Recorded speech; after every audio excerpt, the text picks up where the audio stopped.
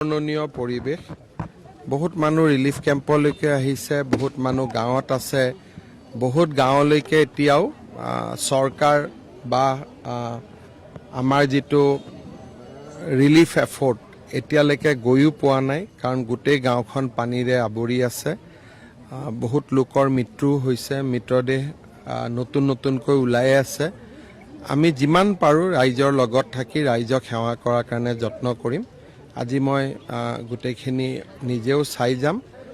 army NDRF SDRF চৰকাৰ গোটেই একেলগে সকলোৱে কাম কৰি আছে ৰাইজৰ ঘৰবিলাক ভাঙিছে কিতাপ পত্ৰ নোহোৱা হৈছে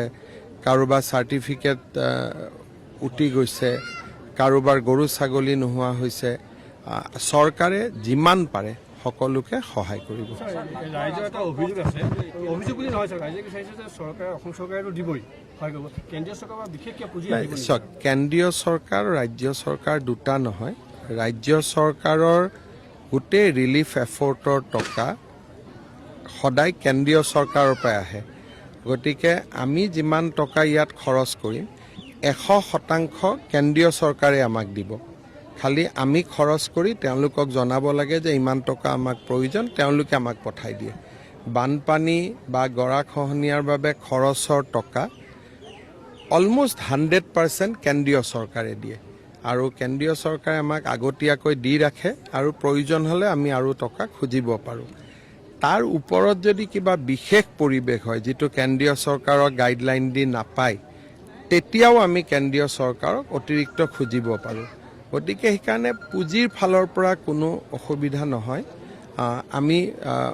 কৰিব পাৰিম আৰু প্ৰয়োজন হলে প্ৰধানমন্ত্ৰী ডাঙৰীয়াই পৰা খুজি ল'ব পাৰিম টকাটো সমস্যা নহয়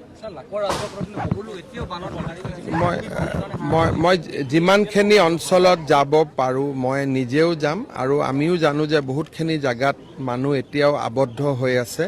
গতিকে আৰ্মিয়েও চেষ্টা কৰি আছে NDRFেও কৰি আছে কিছুমান জাগাত কোনো প্ৰকাৰে যাব পৰা অৱস্থাত নাই যোৱাকালি আমি হেলিকপ্টাৰ দিও ট্ৰাই কৰিছিলোঁ গতিকে মানে চেষ্টাৰ ত্ৰুটি কৰা নাই কিন্তু এইটো ঠিক যে বহুত মানুহ এতিয়াও পানীৰ মাজতে আছে মোক এতিয়া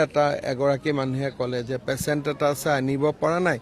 বেটাৰী ৰিক্সাতে ওপৰত উঠাই ৰাখিছে গতিকে